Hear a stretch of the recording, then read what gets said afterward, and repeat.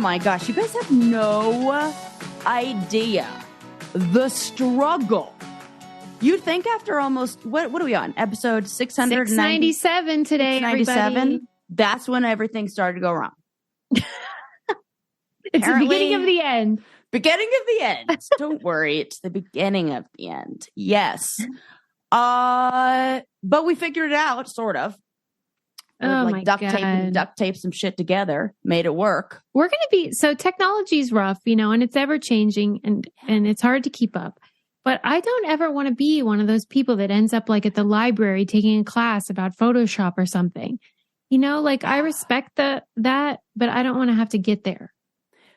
Could it be? Because I have noticed that my patience with things, could it be that you get worse with things? And by you, I mean all of us. Or is it that our patience and like the amount of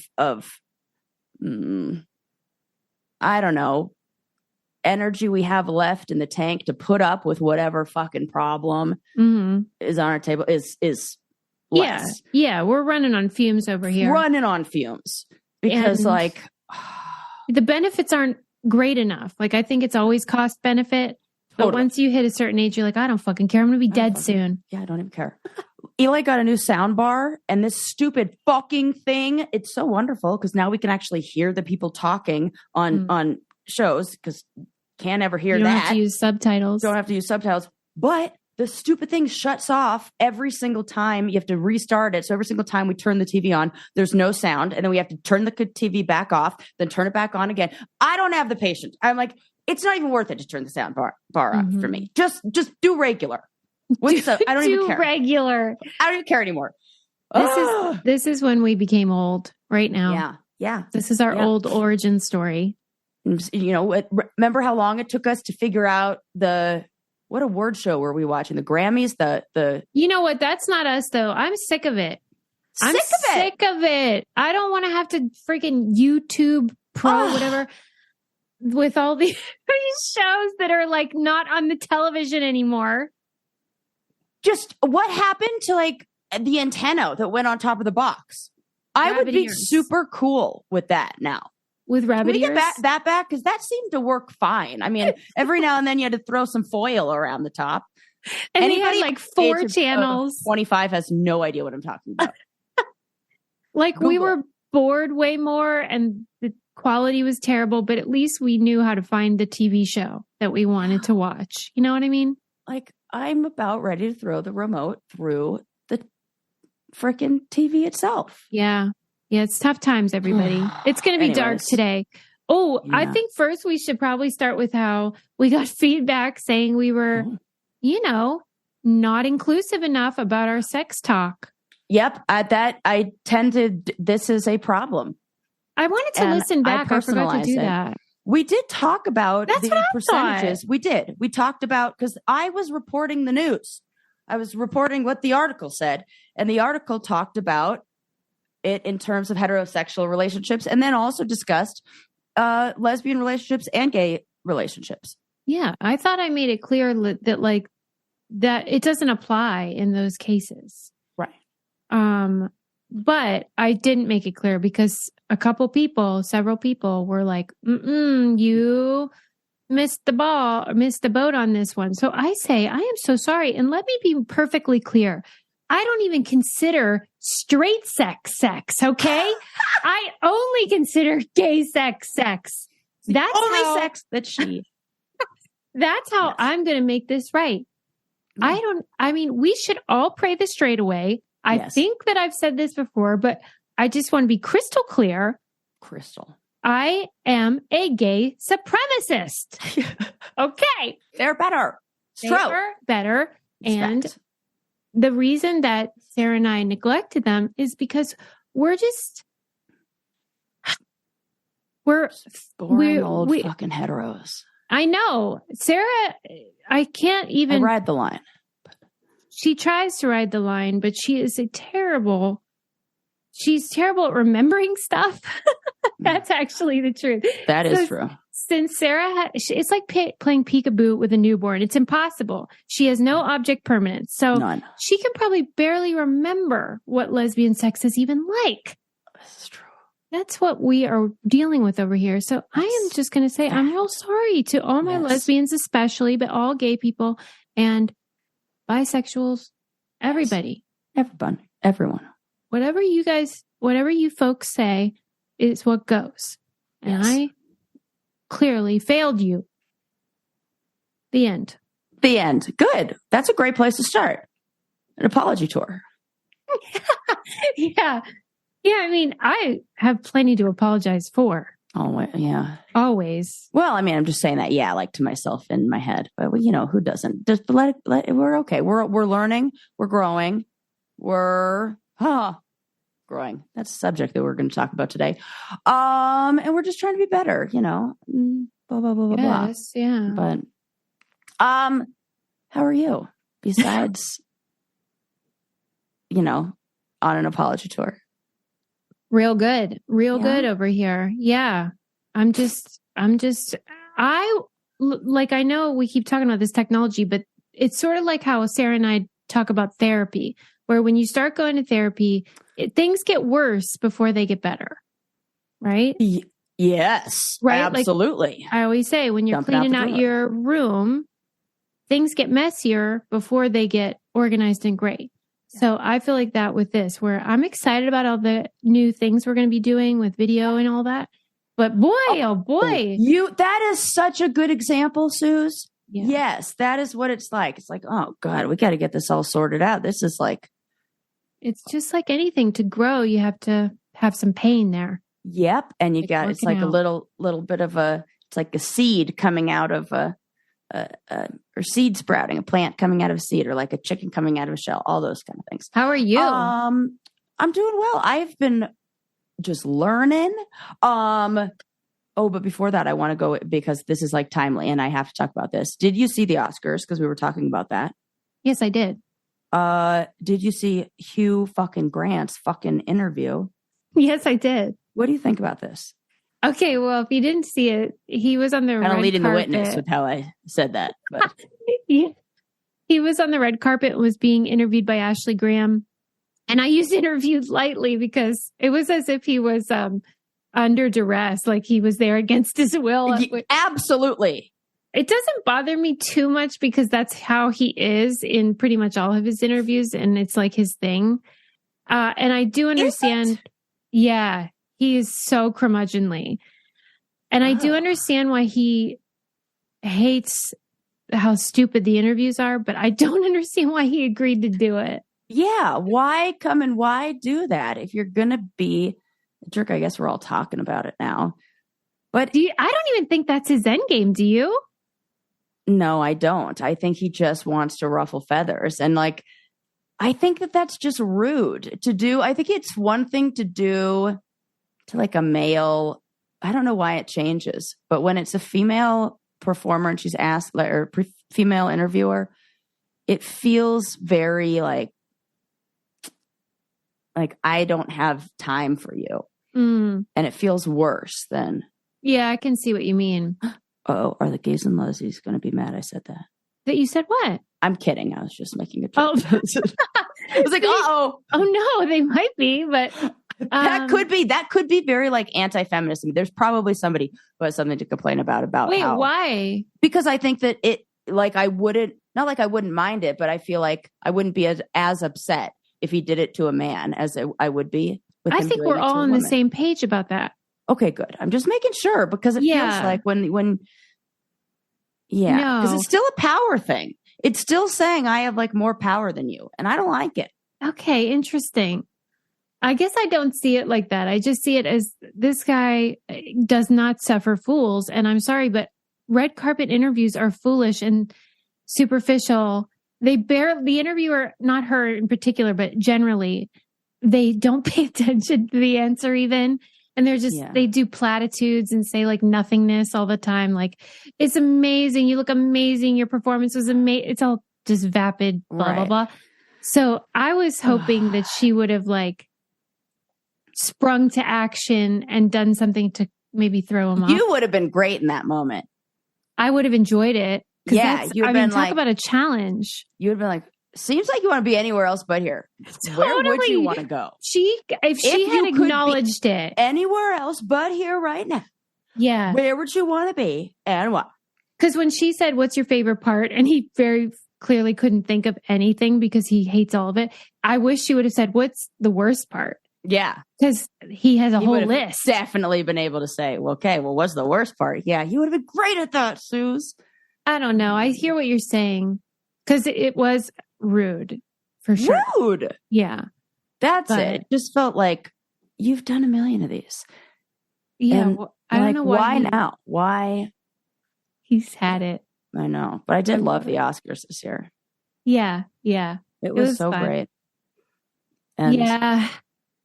I just got really into it. And I didn't watch any of the documentaries, though.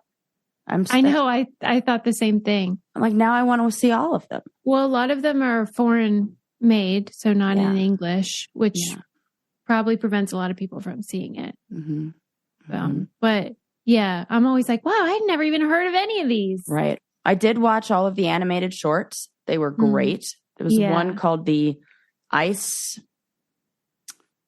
Dealer, the Ice Merchant. The Ice Merchant. That was written by, I think, some 2 people from Brazil, maybe. And it was so beautiful. I bawled my eyes out, and it's like such a gorgeous metaphor. I'll tell you what else is beautiful, and that is all my Caraway cookware and bakeware. Sure is. Sure is. Kidding. And you know what else is beautiful? The bottom of your loaves of zucchini bread after they come out of your Caraway beautiful bake pan. No joke. Okay, here is the thing. If I had, you remember that commercial where it used to be like, tastes great, less filling, and there was like this debate, like what's better about whatever beer that was. And that's how I feel about Caraway, where it's like, do I love it because it's beautiful, or do I love it because it's effective? Right. I love both. Both. It's a tie. It's a tie because they look so beautiful, because you can pick whatever color that you want and it can match your decor, and it's just high quality. And so it's like sturdy and looks so great. Then it works so great. It's nonstick without the chemicals. I try to proselytize to everybody about how great it is, because I can see why they would think, oh, well, you're biased. It's real. And I would not steer you wrong about food. Right. It's very important. Right. Or baking. No, if you are cooking and baking, you need Caraway. It is a lifetime of joy that it will bring you. And they have a deal. Visit carawayhome.com/braincandy to take advantage of this limited time offer for 10% off your next purchase. This deal is exclusive for our listeners. So visit carawayhome.com/braincandy or use code braincandy at checkout. Caraway, non-toxic cookware made modern. Now, I'm not lying about it. It's great. It really is. And I got to say, you hit it out of the park, 10 out of 10 with my birthday gifts this year. Just so amazing. But they were shipped in a Caraway box. Yeah. And I at first did yes, you got me some Caraway stuff. And then I was like, okay, there's other stuff, which is also awesome. I didn't even change your expectations, Sarah. That's so funny. I totally did at first. I was like, oh. Wow. The old switcheroo. I thought maybe you would talk to Eli because Eli got me a mixer. And this was like, oh, now it's a muffin tin. It was in that shape. I just reduce, reuse, recycle. That's all. We love that over here. I want to talk about something. Oh, okay. Stop it. Okay. Whoa. Well, because this is our only episode this week, so I feel like we both need to have, some good stories. So I just wanted to, I'm sure you didn't watch it, and really you shouldn't, but there is a documentary out about Jared from Subway. Oh my God. Sarah. Okay, so Jared from Subway, he was the spokesperson for 15 years. That shocked me. I didn't realize how long he was in our fucking homes with his weird hoagies. And he lost all that weight eating Subway subs. And everyone thought I think what people liked about him was he was just such a doofus, and he was totally not a pitch man. He seemed so authentic and so normal. But that lent itself to people like trusting him. And he had a whole program for kids to teach them, like to avoid childhood obesity and to make smart choices and stuff, healthy. Well, the thing about this documentary is, of course, we all know that he is a predator because he's now in jail. Wow. I just wasn't prepared for the specificity of what he said in recordings over the phone to a woman who was trying to like get him arrested.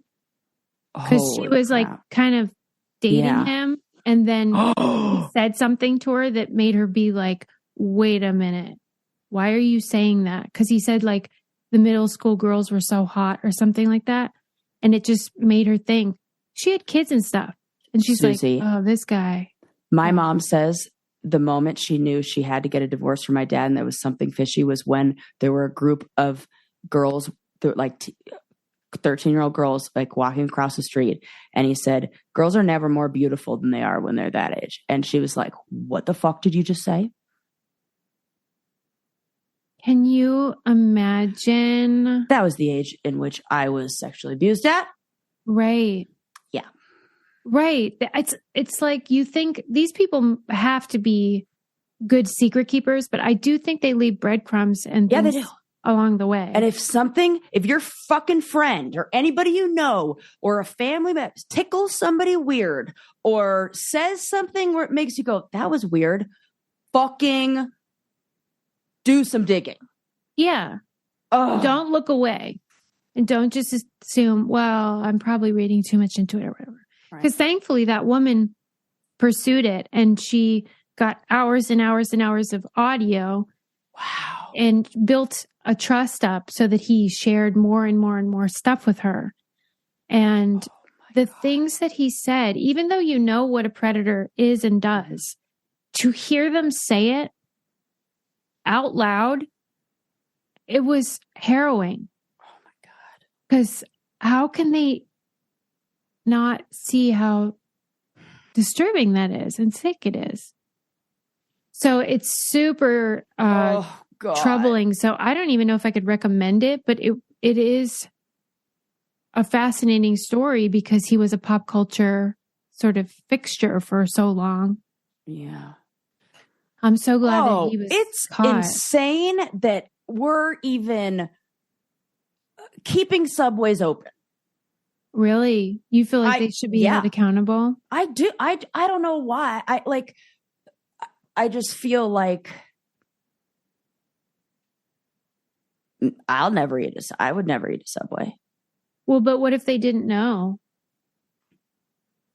They did get one credible tip though, that they didn't really pursue. Yeah, that I don't like it.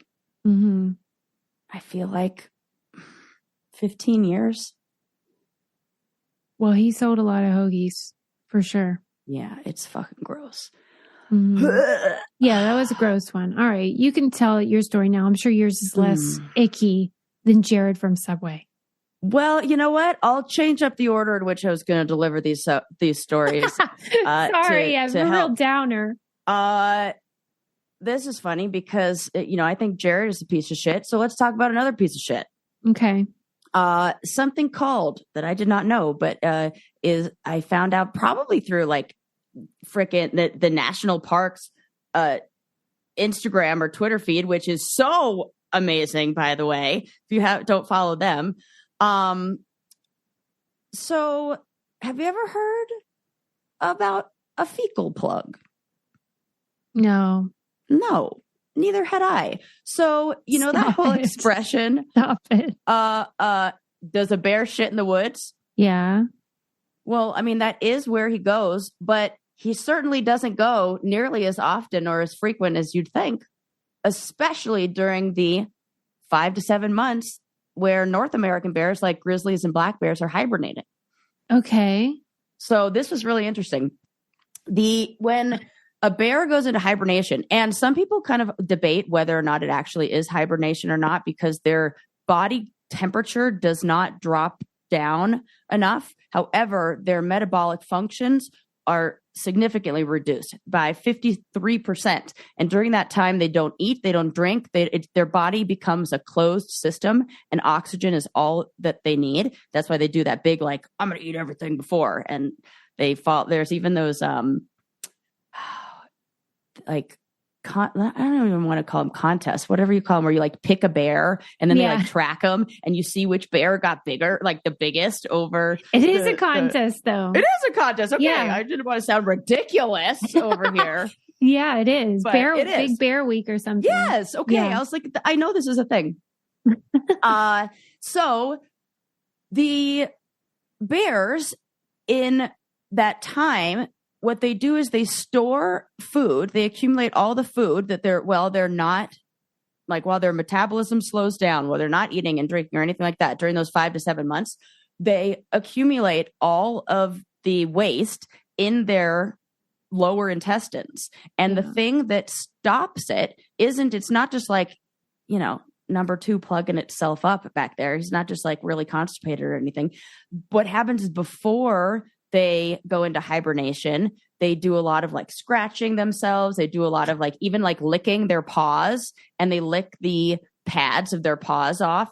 And it creates, and also the inner lining of the bear's lower intestines creates this plug that plugs up their butt. And then when they leave and come out of hibernation in the spring, the fecal plug is released. And according to researchers, has a light odor that is not unpleasant. Hold on a minute. Why are you telling me that detail about them licking their paws off? Because that's what they said. They said that. What does that have to do with it? Because they found. Oh, I should have mentioned that when they study the fecal plug. So they look at what the heck this is made of. It's not made of poop. Food. Yeah. It's not made of food. Waste. It's not made of waste. It's made of the stuff from their feet. It's made of hair, paw pads. It's like they found like the lining in their dens, like in it, where they're just kind of basically creating a plug to plug up. Maybe that's what those people on My Strange Addiction are doing, like when they eat like styrofoam and stuff. Yeah, except they don't hibernate and they just keep eating the styrofoam. Right. Yeah, they have it all wrong. Yeah. Oh my goodness. Yeah. It like plugs up their digestive tracts, and I bet. Yeah, that's what happens. And then it comes out. And then they don't go for 5 to 7 months. Correct. And then it comes out, and then regular number 2s. And it's weird because the fecal plug looks more like human shit. How do you know? People are going to hate this episode because I have a picture of it. Don't show me. I will not. That's gross. We'll have to like blur it out. I'll tell you it's not gross. Oh, God. I'll tell you what is not gross. And that is my eyewear. That's not gross. It's not gross at all because, I mean, what is better than seeing properly? Nothing. I know. Looking super freaking adorable while you do it. And having the ability to change from something like regular glasses to sunglasses with just like clickety click, boom. Yes, pair eyewear. I'm telling you. Do you wear spectacles? If you do not, you can still get them because you don't need a prescription. Blue light spectacles. Yeah, or sunglasses. Those now, and sunglasses. Here's how cute these are. They're regular eyeglasses, but then you can buy all these snap-on magical things that pop right on. And so you can change the style from day to day. Because otherwise you're stuck with either the same ones every day or you have to buy a whole bunch of glasses. And that's just ridiculous. So you got a base frame and then you can express yourself with all of the little magnetic pop-ons. And they're so cute. I have them all over my house because I don't need them all the time. I just need them sometimes. So I have to be one of those people that has a bunch of pairs everywhere.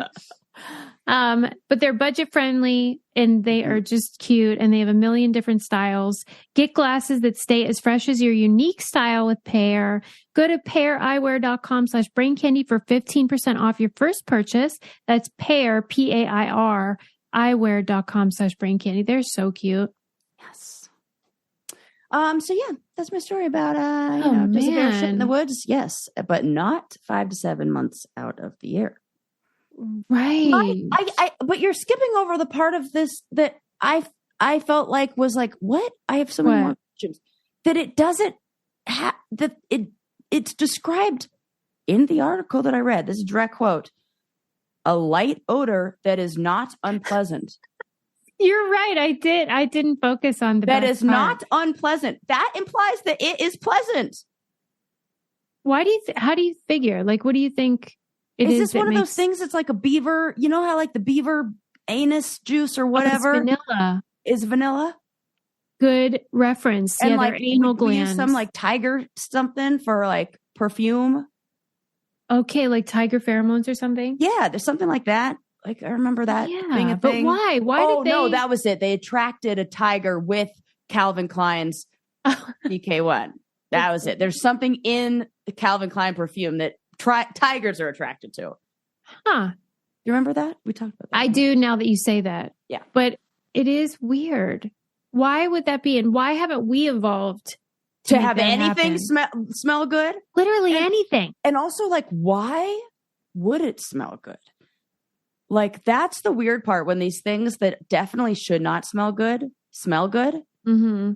Like beaver anus. Like beaver anus. I don't know what it called. It's for real. They're anal glands. Yes, people are they gonna be like, secrete Sarah, some sort of vanilla stuff. Yeah. And I say, where is the justice? No justice, no peace over here. Because why don't my anal glands secrete vanilla? Or do they? Okay, next I want to talk about something. Mm-hmm. There is a documentary called Who Killed Robert Wan? And it's on Discovery, I think. Okay. And we don't know who killed Robert Wan because whoever did it has never been arrested. And here's why it's bonky. Mm-hmm. Robert was a Asian American, very successful, very sweet lawyer in Washington, D.C. Had a new wife. He loved her to pieces. And they were like ridiculously cute and happy. And he was in, I forget what university he went to, some really good school. And he was in the secret society, but all they did was like random acts of kindness. Like, well, that's adorable. Who totally that guy? Right. So he's and how like, do I join? Salt of the earth, this guy. But somebody else in the secret society was his friend, and they remained friends after university. And Robert was going to be in the city for work, and he wasn't going to be done till like 10:30, and he didn't want to take the train all the way back to wherever he lived. So he arranged to stay with his friend from this kindness society. And the friend was a gay man, is a gay man, who had a partner. And then they lived with a third man, as a roommate. But we now know that it was more like a throuple situation. Got it. Kind of complicated little triangle there. Anyway, Robert doesn't give a fuck. He's staying there, and he shows up at like 10:30, and within an hour and a half, this guy is dead. And it's like Clue, where like the lights go out and the lights come back on and there's a dead guy, and the three guys there are like, what? I didn't do it. And what? Yeah. And truly, is it really like nobody the lights in the house didn't go knows? out, if that's what you're asking? Well, no, I mean, well, they know. Picturing. Okay. They know. But they say that it was an intruder, but like there definitely was not an intruder who like just sneaks in and stabs some guy and leaves. So this was really just three guys being like, okay, here's what we're going to say. And they had their story straight enough to where nobody questioned. And this questioned. Okay, everybody's questioned. And the detectives and everybody knows like these guys know something. One of them did it. But there was like almost no blood. You know how like when you cut yourself shaving, how you bleed like Right. a cup of blood. Yeah. This guy was stabbed to death and there was like nothing. He was stabbed? Yeah. Oh, you don't miss a stabbing going on in a house. Come on, guys. Yeah. So who did it, Sarah? It's crazy. Okay. Let me tell you the craziest part. Mm-hmm. I don't even know what to do with this information. What? So Robert, he's in the bed and they're thinking like, who the heck did this? Was it an intruder? Was it one of the guys that live here? And because the cops are homophobic, and they were, like, the questioning was very much like, you mean to tell me Robert went to a house with 3 gay guys and he's straight as an arrow? Like, they're obviously got it suspicious about the sex part. Mm-hmm. Anyway, because of that, probably they decided to see if there was maybe sexual assault. Mm-hmm. So they did, and they checked his rectum and found semen. Guess whose it was? His own. His own. No, his own. Okay. Can you please explain to me, all the gays that I just apologized to, I would like you to tell me now how that happens. How do you get your own semen in your beehole? In your own. Somebody had to put it there, Sarah. Yeah, why would they do that, though? Well, the one roommate had about 50,000 kinky sex toys. As I was watching it, I was like, this is why Sarah should knock it off with all of her weird BDSM stuff.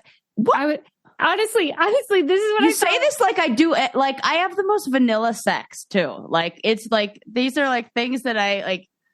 It's not. It's like I needed someone to be mad at. I was like, that's it, Sarah. You guys say I shouldn't kink shame. I'm kink shaming. How did I get roped into this? No pun intended. For real, because I was just like, this is why we're all suspicious of you people. If you need a safe word, I'm out. What the heck are you doing with all this weird stuff? And then this guy has semen in his beehole. I don't know, man. How did he get his own in there? And I don't know. I can't. I don't even have a good theory. The thing for me actually isn't just how it happened, but just like how it all happened in such a short period of time. Right. That's also it.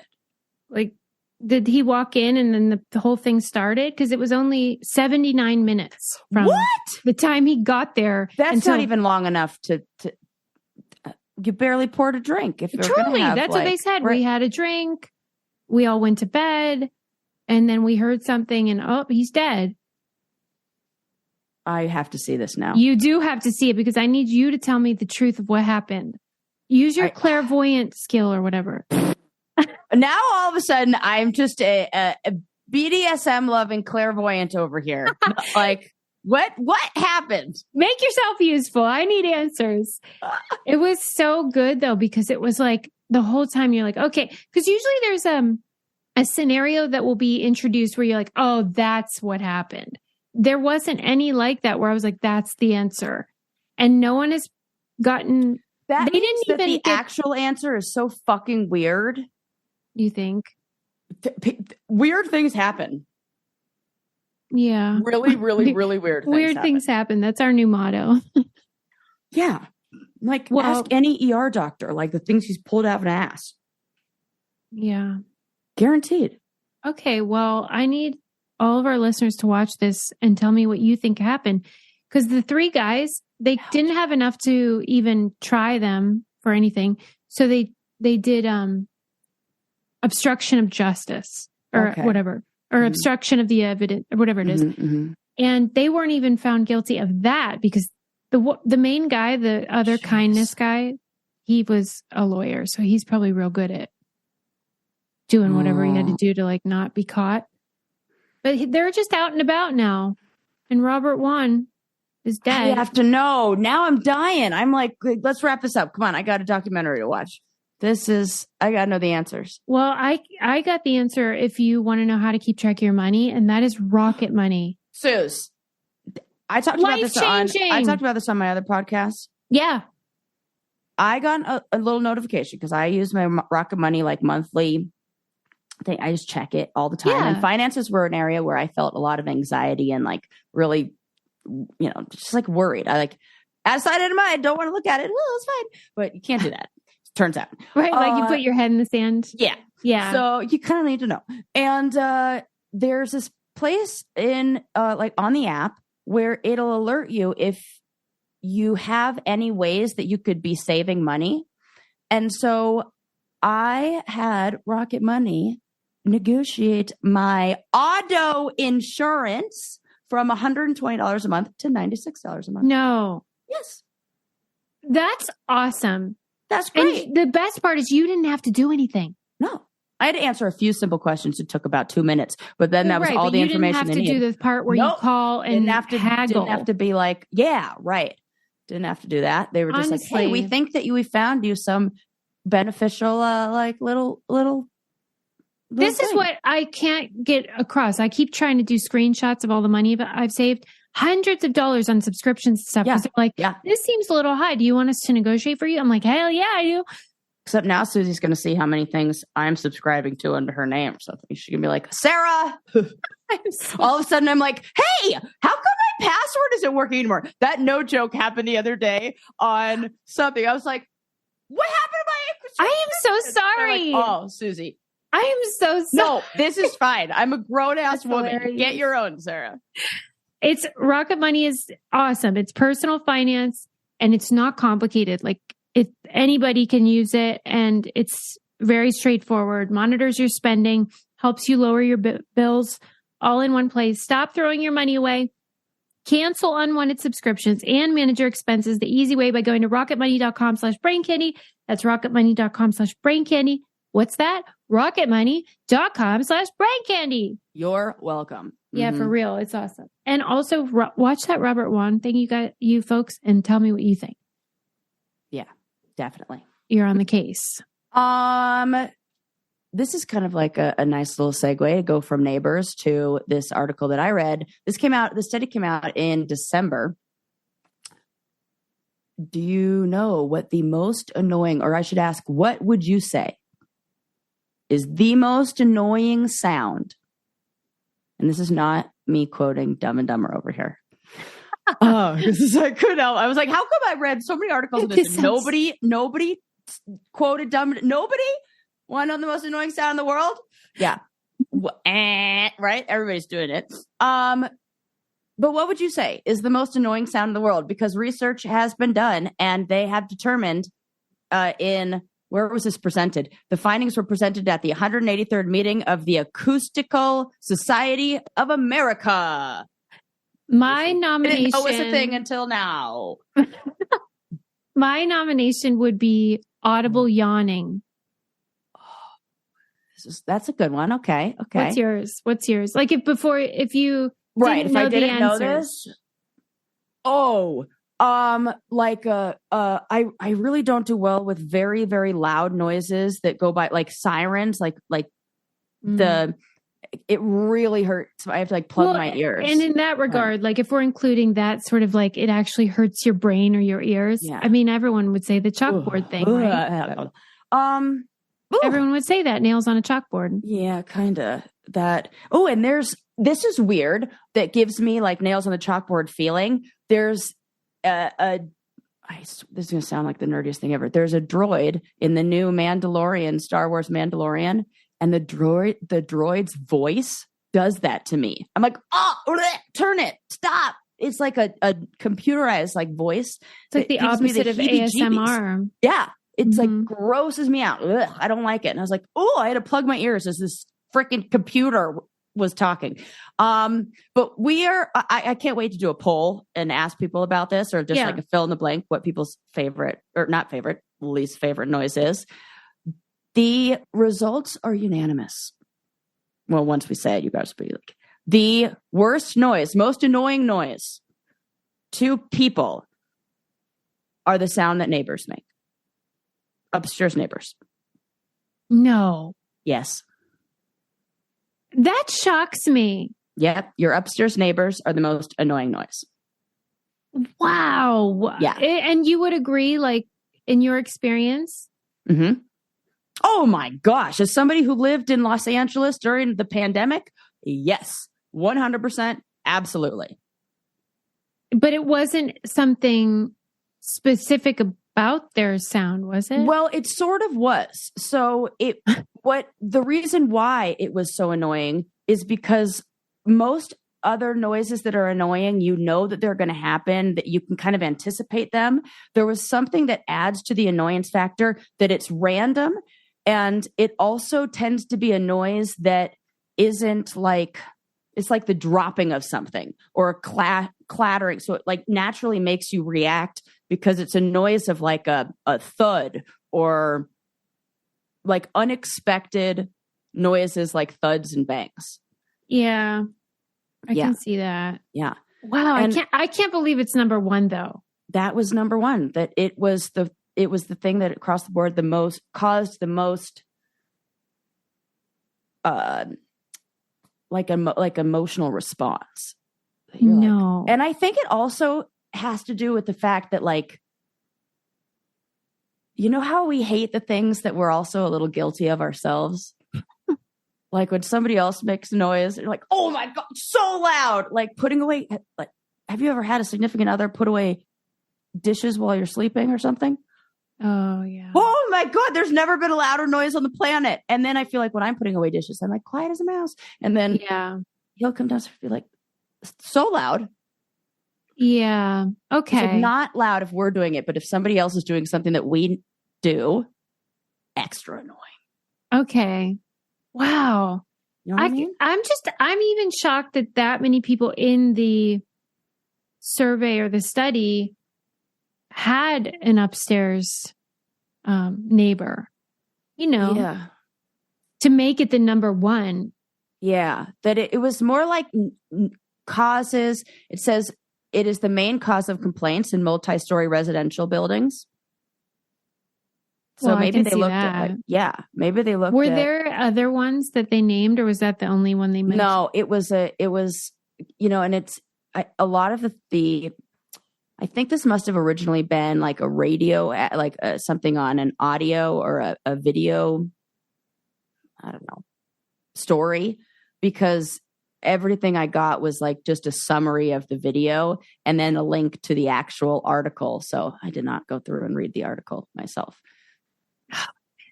Yeah. I will be interested to hear what our listeners would say, because there's so many annoying things. I know, really. And the researcher said that this could help people like architects and building designers design like homes and design buildings that don't make it so we can hear so much of what's going on upstairs. And because it really affects like people's sleep. And if it's the number one complaint of people in like residential buildings, and then we just had COVID, like we were all in a pandemic when everybody was locked inside for a fucking year. When you were in that situation with an upstairs neighbor during the pandemic, what were they doing up there? Oh my gosh. There was a time where I swear to God, they got barbell. They were doing a workout because I could hear, and it was consistent. It would be like boom, boom, boom, boom, boom, boom, like that, like somebody throwing something up, like catching it. And I'm like, I swear to God, you guys just learned how to fucking power clean upstairs. And I'm not talking like dusting and mopping. Do you think part of what makes it so enraging is that you can't reciprocate because they're above you? Totally. Right? That's probably it. You see those videos of people like the chairs, like. Yeah, because if you were to do it, it would be a problem for the person below you. It would be a pay. I was lucky enough to live above a restaurant, so nobody ever heard me. But I was the first floor. It was like first floor, second floor is me. Then starting like, oh my God. Man. Remember you megaphoned me from the balcony. I do remember. From the street to the balcony. And I have lived in places where I've had upstairs neighbors, and it did sound like they were bowling, no doubt about it. Bowling. Like, there's a lot of like, what activity was that? Yeah, and you can't put your finger on it. So that makes it more annoying. Right. Yeah. What are they doing up there? What are you doing? Yeah. It's like a rage that we get. I don't get ragey from like sometimes I do if I'm a little hangry or something. Like when a siren goes by, I'm like, oh. Well, it is too loud, Sarah. It's way too loud. Those sirens. All right. Last one I want to talk about in terms of my documentary roundup is the Netflix documentary about Flight MH370. Oh, I want to see this. You got to see it. I want to know what you think happened. You should just call this documentary roundup should be called Who Done It? Who Done It and WTF.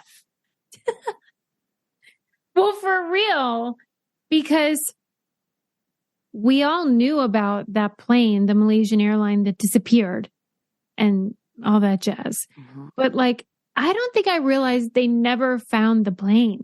Me neither. And I just saw the trailer for it. Like I'm scrolling through Netflix, probably Susie's account, and like pausing over it. And I'm kidding. It's Eli's.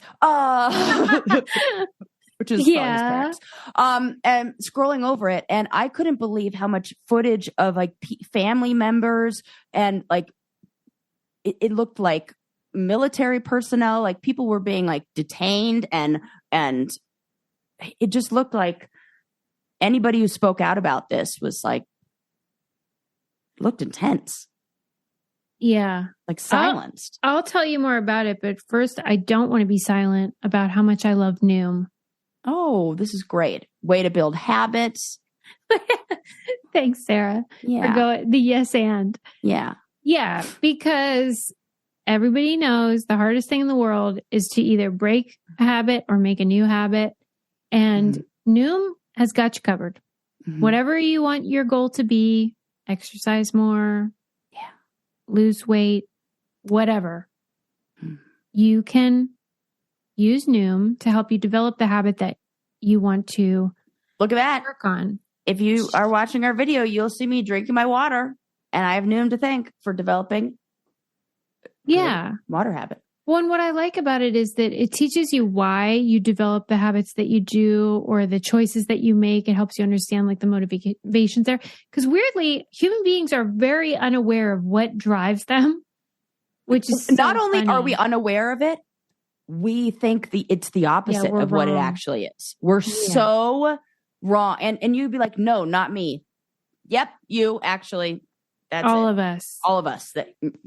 Yep. Because a lot of things happen subconsciously. Yes. And so you might have like a food craving or whatever, and you just don't know what it's coming from. So Noom can help you. Stop chasing health trends and build sustainable, healthy habits with Noom's psychology-based approach. Sign up for your trial today at Noom.com/BrainKidney. That's NOOM.com/BrainKidney to sign up for your trial today. Check out Noom's first ever book, The Noom Mindset, a deep dive into the psychology of behavior change, available to buy now wherever books are sold. Yeah. The thing that got me about the documentary about the airliner is no matter which theory appeals to you, whether it's they were hijacked or the pilot did like a suicide murder situation. Where's the plane? Yeah, every single theory requires one or more elements of the data to be false. Oh my God. Okay, is this one of those things where there's like a simple answer, like this is like government interference, and that's one of the theories. But the data show there's, oh my God, now I got to watch it. Well, because the thing that makes it different than most airline issues is that they disappeared from radar at a certain point. And the only way that can happen is if either the pilots turn that switch off or like one of those planes that can scramble stuff interfered and turned it off, or a hijacker knew how to turn it off somehow. Otherwise, there's no explanation for that. But even after that was turned off, they were still pinging with the satellites. I forget the name of it, but they have a system that the plane pings, but it doesn't give coordinates. It just tells you the distance from the satellite. So that gives you like a range of where it may be. And where the pings say it could be was so far off the flight path. What? That it makes no sense. And so it's like, what is the truth? We don't know very much about like what is true. Were these pings manipulated, or was this data manipulated, or what? It makes me crazy because I want to know. Yeah, I want to know too. And like, this is going to sound crazy. Mm-hmm. Anybody throwing out the theory of aliens? Not one person. Why? Is that crazy? I did say it sounded crazy. To be honest with you, every time someone would present a theory, that's crazy. They would say, I know this sounds crazy. Whatever the theory they had was. So like each of the theories is like, I know this sounds crazy, but maybe this happened. So I'm surprised they didn't say aliens, but me too. That's what you think happened? Sarah? No, I don't think anything happened. I don't know what happened, but I'm just like, like I don't know. I have no clue. I've seen nothing. It's so it just gets in you because you think this plane, like the guy in the film said, planes go up and planes go down. What planes don't do is disappear. Right. And so, oh God, where in the heck is this plane? And I feel so bad for the next of kin who have been tortured for years, not knowing. I'll ask you a question about psychology, and you may not know the details, but you know how, like, let's say your child is kidnapped and it's been a long time. And a lot of people say the worst part is not knowing. Like if he was killed, then you could have closure eventually. And people said this in the film. The worst part is not knowing. Why is that the worst part? I think it's that unresolved grief that it's like anticipatory, like something that doesn't give you it makes your brain still work. You know, it's like our brain's job is to recognize dangers and anticipate them and strategize how to avoid painful feelings in the future. And so if it's looking at this feeling, this whatever, the situation, going, your brain's job is to go, all right, how do we not do this again? That's why like your brain feel the feelings like, oh, I feel really angry at this person, not going to hang out with them, or I'm going to talk to them about this thing. And it like wants to find a solution. If it can't, it feels like it's still spinning. Like it's still trying to. So this is kind of like this, what it keeps you in that. It'd be hard to move towards acceptance. Like accepting that I'll never have the answer is much harder to do than accepting that this loved one is dead and it happened this way. You know, you can say if it was a plane crash from a hijacker, then your mind goes, okay, gonna avoid hijackers in the future, gonna do this and this and this to prevent that, or somehow like, I don't know what the brain does to come up with feeling safe. This doesn't know what to do. It doesn't know what to do. So it's just going to keep it doing its job, which is trying to find solutions. And that is hard. Yeah. And exhausting. As it you takes know, energy. I had a friendship that ended, but I don't know why it ended. I got ghosted. And like Sarah knows, not knowing is torment because your brain tries to fill in the gaps. Right. So I'm assuming, like, I dream about it all the time. I bet you these people dream about it all the time because your brain is trying to close that chapter. Yes. And it can't. Yeah. Because you don't have all the information and it is torture. But it just feels so frustrating because I'm sure they would like to move on. And oh gosh. I think they also feel like they were lied to. Maybe, governments know more than they said, or that's what it feels like. It just feels like there's not. I haven't even watched it yet, but that's it. Just like feels like somebody's got to know, right? Yeah, it does. It does. Somebody does know. Yeah. But I always think if you start talking about governments, that's a lot more people. And I always know that human beings are really bad at keeping secrets generally. Yes. This is why this is what I tell my brother when he goes off on conspiracy theories. And I'm like, yeah, people don't keep their mouth shut. Somebody will come and be like, yeah, hey, can you believe this? And then you find out somebody. Do you ever get scared on flights? Yeah, I get scared that somebody cuckoo crazy is going to just open the door. Yeah, right. They really should do more to prevent that. Let's have a matter of time on that.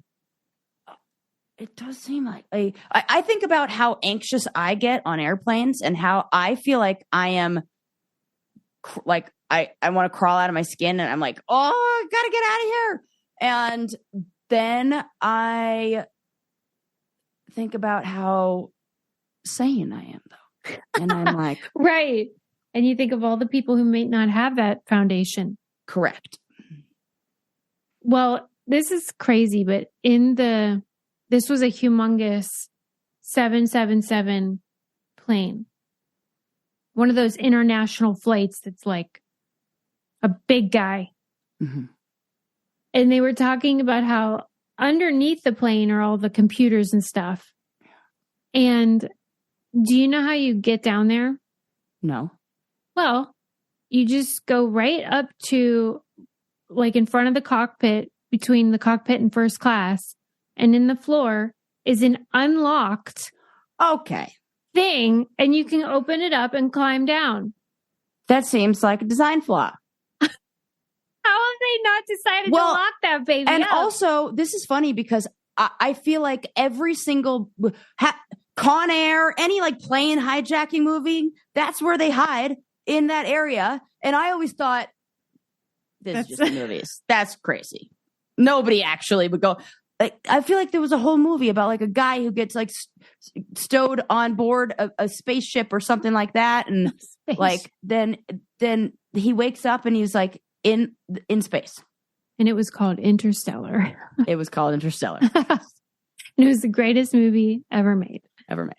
But I don't like knowing that. I hope they've remedied that since the old disappearance of flight MH370. Because we should not be able to access the inner workings of a plane. Yeah. Definitely not. And like, it can't be one of those situations where all of a sudden like, oh, well, what if like the pilot goes down and what if this goes down? And then we're going to definitely need that and then a regular person's going to need to do it. No, I think we just don't do that. And instead we like lock it up. Lock it up. Right. Now it's making me think how do they open the doors? Is there a special key for that? No. Is there it's just like any old Joe Schmo can open it. Because there was a guy arrested recently for trying to open it. And he got it to a certain point. Like, I think it takes a minute. It's not just like turn the old door handle or something. Yeah. But I think it is a situation where you don't need a key. Yeah. I don't like that. There should be I feel like there should be a thumb pad, don't you think? Well, I guess there's consequences to everything, but I don't know what the answer is, but I know we shouldn't just leave things, to let bozos crawl down there. Yeah. Because that's one of the theories, of course. Yeah. Okay, before but that still wouldn't explain the pings. No, because if the pings are accurate, that means that the pilots made a U-turn and flew for 6 hours without a destination? If you're going to commit suicide, you don't take the scenic tour, route. Exactly. Nothing makes sense. Right. So anyway, I mean, I'm not going to really talk about this at length here because I want to talk about it on 15 Minutes of Blame on our Patreon. But I think we need to talk to you people, maybe not you, but like some people, about their obsession with parasocial relationships in the form of Vanderpump Rules. Oh my God. Like you people are not okay. Like, yeah, that was a lot. He didn't cheat on you. Like, do you know that? I get it. Like, I get it too. Like day one, it's like, oh, this is juicy. Okay. And we're on like day 14. And I'm just like, oh God, what do you want from this guy? What do they want? Well, I think this is I get it. I think this is a situation where people have an expectation because somebody, which unrealistic and unfound and incorrect, and they need to not have this expectation that somebody who's been in the public eye or somebody who's been very open about their lives now has to be open about everything. It's you folks need to cool your jets because I get it. You feel betrayed, but you weren't. No, not at all. You're fine. You know how when people say to us, they'll be like, I can't believe you called Tanya a slut 15 years ago. I'm always tempted to tweet back and be like, what do you think the punishment should be? Death penalty? Like what would satisfy these people? Yeah. And with this, it's so like, it wasn't 15 years ago. It was just recently. Mm-hmm. And they clearly feel very betrayed by this man who cheated on his partner with some other hooker. But who cares? Tell me why, like they'll call like where he worked, like at the business that he owns and like leave bad reviews and like, why are you doing that? He's giving you what you really want, which is entertainment. Right. And also he ain't the first guy to have an affair. I know. Or woman, like I'm missing or something whatever, here. Like this. Come on, guys. Somebody tried to explain it as like, what if Chandler had been cheating on Monica for 7 months with Rachel and Joey was like complicit? And I was like, yeah, okay. For one day you'd be like, can you believe it? And then your friend would be like, no, I can't believe it. And that's it. Right. That's the end. The end. Not for these people. It's as if they were in the marriage or relationship, or whatever it was. This may be... Yeah, why are people getting so... Seriously. I'm trying to break this down, like explore maybe why. Does it fall into like the Schadenfreude thing? The vibe that I get is that they feel betrayed. I don't think anyone's gleeful about it. Okay. Right. They feel betrayed because the person who's been edited to look like the best boyfriend ever or whatever had an affair. Maybe. I don't watch the show, so I don't really either. Know We're useless. What I saw videos like breaking it down. I saw these two guys with like a chart and they were like, okay, so this one and this one. And then there were like diagrams. They're like, imagine if this one and this one. And I'm like, wow. I think I saw this online and I wrote some like comment under there, like about how like ESPN, like, don't even try to tell me like this is I get that. Yeah. It's like ESPN sports report I just saw for. I just don't understand why it is this big of a deal. And so I'm clearly missing something. Maybe if you're really invested in it, you could explain it to me. But there's probably a 0% chance that I will ever be like, oh, okay, I get it now. Mm-hmm. Because I cannot think of a scenario that I would care about besides my own marriage. Right. That would make me emote that much. I mean, I don't think anybody ever got that worked up over like, people that I knew who were in relationships where you found out somebody was cheating or what. It's like, oh, really? Yeah, it's sort of like, we saw that's that coming. life. Okay. Like, yeah. Like, moved on. Okay. Yeah. I'm glad you say that. But what if it's like, is it one of those things where it's like, this is the couple that we all, no, who gives a shit? Well, you should And stop plus, doing like, that. Yeah, definitely. That's what I think it is more. Like, I think people need to remind themselves that people are people. People do. Okay, I thought of another couple that I would Who? have this reaction about. Who? Barack and Michelle. Oh, I couldn't, Yeah. I would never be able to, we would have to talk for hours about that. Maybe somebody like that where I was like, oh, I was duped, No, but that's totally, that's Barack and Michelle. That is different. And if you found out he was like having an affair with it, no. It's not happening. All right. Well, and also, you know what? Now that I say that, we would be like, oh my God, I can't believe that happened.